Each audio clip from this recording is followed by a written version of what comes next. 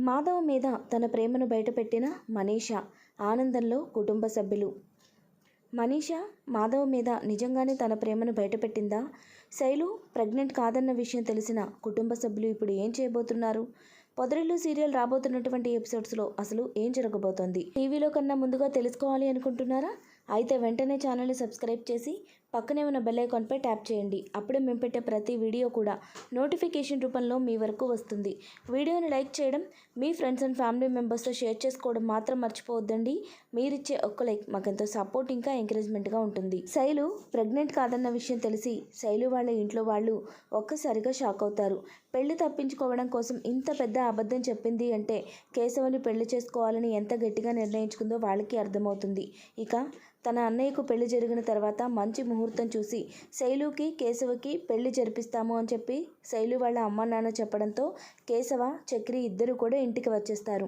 ఇంటికి వచ్చిన తర్వాత జరిగిందంతా కూడా ఇంట్లో వాళ్ళకు చెప్పి అక్కడ శైలు ఎంత ఇబ్బంది పడుతుందో కూడా వాళ్లకు చెప్పడంతో ఇంట్లో వాళ్ళందరూ కూడా ఎంత త్వరగా వీళ్ళైతే అంత త్వరగా వాళ్లకు పెళ్లి జరిపించాలి అని నిర్ణయించుకుంటారు. అయితే మాధవ్ పెళ్లి జరగకుండా కేశవ పెళ్లి జరగకూడదని కేశవ అనడంతో ఇక మాధవ కోసం సంబంధాలు చూడడం మొదలు పెడతారు. ఎంత ప్రయత్నించినా మాధవకి సంబంధాలు రాకపోవడంతో అందరూ కూడా కొంచెం బాధపడుతూ ఉంటారు. అయితే మరోపక్క మనీషా మాత్రం తన మనసులో మాధవ్ మీద ఉన్నటువంటి ఫీలింగ్స్ని ఎలా చెప్పాలో తెలియక మదనపడుతూ ఉంటుంది. నేను మాధవ్ గారిని చాలా ఇష్టపడుతున్నాను. ఆయన చాలా మంచి వ్యక్తి. ఈ కుటుంబం కూడా చాలా మంచిది. ఇంత మంచి కుటుంబంలో నేను ఒక మనిషిని భాగస్వామ్యం అయితే నాకు అంతకన్నా కావాల్సిందేముంది? మాధవ్ గారు చాలా మంచి వ్యక్తి. ఆయన లాంటి మంచి వ్యక్తి నాకు భర్తగా వస్తే నాకన్నా అదృష్టవంతురాలు మరొకరు ఉండరు అని మనీషా ఆలోచిస్తూ ఉంటుంది. ప్రతి పనులను మాధవ్కు సహాయంగా ఉంటూ తనకేం కావాలన్నా తనే దగ్గరుండి చూసుకుంటూ ఉంటుంది. మనీషా ప్రవర్తనలో వస్తున్న మార్పుని మహాలక్ష్మి గమనిస్తూనే ఉంటుంది. ప్రతి క్షణం పెద్ది పక్కనే ఉంటూ ఎక్కువగా తనని గమనిస్తూ ఉంటుంది మనీషా. తనను కొత్తగా చూస్తుంది. తన కళ్ళల్లో మాధవ్ పట్ల ఉన్నటువంటి ప్రేమ నాకు కనపడుతుంది. తన ప్రేమ తన నోటి ద్వారానే బయట పెట్టించాలి అని చెప్పి మహాలక్ష్మి కూడా అనుకుంటుంది. వెంటనే ఈ విషయం గురించి చక్రితో మాట్లాడాలి. తనైతే దీని గురించి ఒక మంచి సలహా ఇస్తాడు అని చెప్పి మహాలక్ష్మి చక్రి దగ్గరకు వెళ్ళి మాట్లాడుతుంది. చక్రి మహాలక్ష్మి ఇద్దరు కూడా నవ్వుకుంటూ చాలా సరదాగా క్లోజ్గా మాట్లాడుతూ ఉండడం ఇంట్లో వాళ్ళు కూడా చూసి వాళ్ళిద్దరి మధ్య బంధం రోజు రోజుకి మారుతుంది. వాళ్ళిద్దరూ చాలా దగ్గర అవుతున్నారు. ఇలానే వాళ్ళిద్దరూ కలిసిపోతే ఇంకంతకన్నా కావాల్సిందేముంది? మహాలక్ష్మి ఎప్పటికీ ఈ ఇంట్లోనే ఉండిపోవాలి అని చెప్పి అందరూ కూడా కోరుకుంటూ ఉంటారు. మాధవ కూడా మహాలక్ష్మి ప్రవర్తనలో వస్తున్నటువంటి మార్పును చూసి ఖచ్చితంగా మహాలక్ష్మి చక్రిని ఇష్టపడుతుంది అని అర్థం చేసుకుంటాడు. అయితే ఇవాళ కాకపోతే రేపైనా ఆ విషయం తను తెలుసుకుంటుంది అని మాధవ తనకు తను చెప్పుకొని ఇక సంతోషంగా లోపలికి వెళ్ళిపోతాడు. ఇక కేశవ ఏ తప్పు చేయలేదని తెలిసిన మాధవ అయితే కేశవ విషయంలో తను చేసిన తప్పుకి క్షమాపణ చెప్పి కేశవని శైలుకి తనకి పెళ్లి జరిపించడానికి ఒప్పించాలని చూస్తూ ఉంటాడు. కానీ కేశవ మాత్రం ఎంత చెప్పినా ఒప్పుకోడు. నీ పెళ్లి జరిగిన తర్వాతే నా పెళ్లి జరుగుతుంది అని చెప్పి గట్టిగా చెప్తూ ఉంటాడు. అయితే మరోపక్క శైలు మాత్రం వాళ్ళ ఇంట్లో వాళ్ళు ప్రతిసారి తనని పెళ్లికి ఒప్పించాలని ప్రయత్నించడం, ఎక్కడికి వెళుతున్నా తన వెనకాలే రావడం, తను ఏ పని చేస్తున్నా గమనించడం, ఫోన్లో మాట్లాడుతుంటే వినడం, కేశవతో ఏం మాట్లాడుతున్నాను ఏంటి అనేది గమనించడం, ఇదంతా కూడా తనకు చిరాకుని తెప్పిస్తుంది. ఇక ఇలా కాదని నిర్ణయించుకున్న శైలు ఇంట్లో వాళ్ళందరితో, చూడండి నేను పెళ్లి చేసుకుంటాను కానీ ఇప్పుడు కాదు, నా చదువు పూర్తయిన తర్వాత నాకు కావలసిన ఒక మంచి జాబ్ దొరికిన తర్వాత పెళ్లి చేసుకుంటాను. అప్పటి వరకు నేను కేశవకి దూరంగానే ఉంటాను అని చెప్పి వాళ్లకు చెప్పి కాలేజ్కి వెళ్ళడం మొదలు పెడుతుంది. ఇక శైలు తనంతట తానే కేశవని అప్పుడే పెళ్లి చేసుకొని ముందు చదువుకొని జాబ్ చేయాలి అని చెప్పడంతో వాళ్ళు కూడా శైలు మాటకు ఒప్పుకొని శైలుని కాలేజ్కి పంపించడం మొదలు పెడతారు.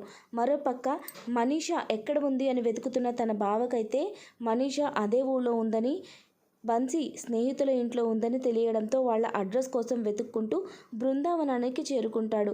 అక్కడ మనీషాని చూసిన మనీషా బావ అయితే ఒక్కసారిగా కోపంతో మనీషా చెయ్యి పట్టుకొని కారులో లాక్కొని బీహార్కి తీసుకువెళ్ళిపోవాలని చెప్పి ప్రయత్నిస్తాడు. అయితే అడ్డం పడ్డ మాధవ, కేశవ, కన్న అందరూ కూడా మనీషా వద్దని చెప్పి ఆపేయడంతో అక్కడే ఆగిపోతారు.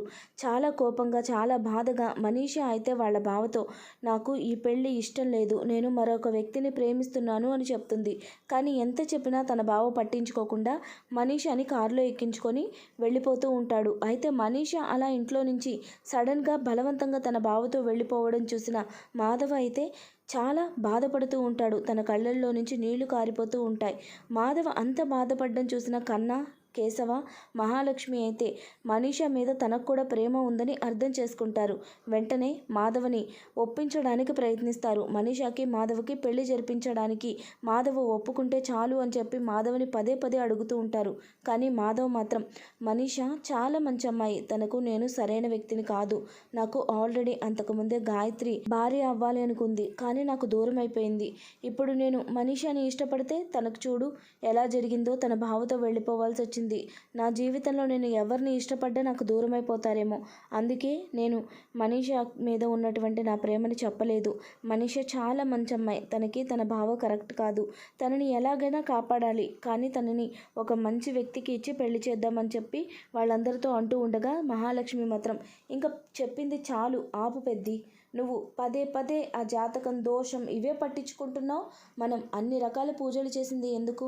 ఆ అమ్మవారు ఎంత శక్తివంతురాలో, ఆ అమ్మవారి మహిమ ఏంటో మనమంతా చూసాం కదా. సాక్షాత్తు అమ్మవారే ఒక స్త్రీ రూపంలో వచ్చి మీ ఇద్దరిని ఆశీర్వదించింది. అప్పుడే మీరిద్దరూ సగం భార్యాభర్తలు అయిపోయినట్టు. ఇక మనీషా నీకు కాబోయే భార్య అవుతుంది. వెళ్ళి మనందరం కలిసి మనీషాని తిరిగి తీసుకువద్దాం. మీ ఇద్దరికి దగ్గర ఉండి నేను గ్రాండ్గా పెళ్లి చేస్తాను అని చెప్పి మహాలక్ష్మి అయితే చక్రితో చెప్పి అందరూ కలిసి బీహార్కి బయలుదేరతారు. ఇక వాళ్ళతో పాటు బన్సీ కూడా వస్తాడు. బన్సీ వాళ్ళ ఇంటికి తీసుకొని వెళ్తాడు. అక్కడ అదే టైంకి తన బావ మనీషా మెడలో తాళి కట్టబోతూ ఉంటాడు. అప్పుడు మనీషా అక్కడికి వచ్చిన మాధవని, మహాలక్ష్మిని వాళ్ళందరినీ చూసి ఒక్కసారిగా పెళ్లి పీటల మీద నుంచి లేచి పరిగెత్తుకుంటూ మాధవ దగ్గరకు వచ్చి మాధవని హగ్ చేసుకుంటుంది. మనీషా అలా చేయడం చూసిన తన బావ అందరూ కూడా మనీషా అలా చేయడం చూసి చాలా కోప్పడతారు.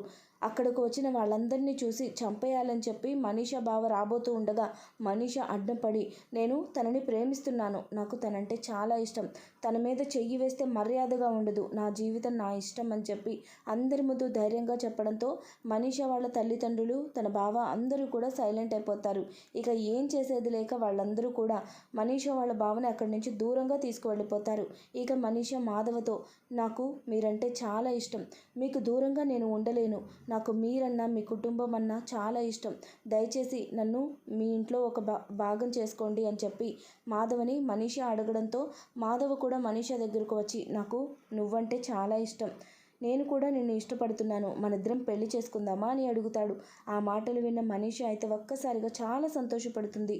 మాధవ తనకు ప్రపోజ్ చేయడం చూసి చాలా అదృష్టవంతురాల్ని నేనే అని చెప్పి మనీషా అయితే కళ్ళనీళ్ళు పెట్టుకుంటుంది.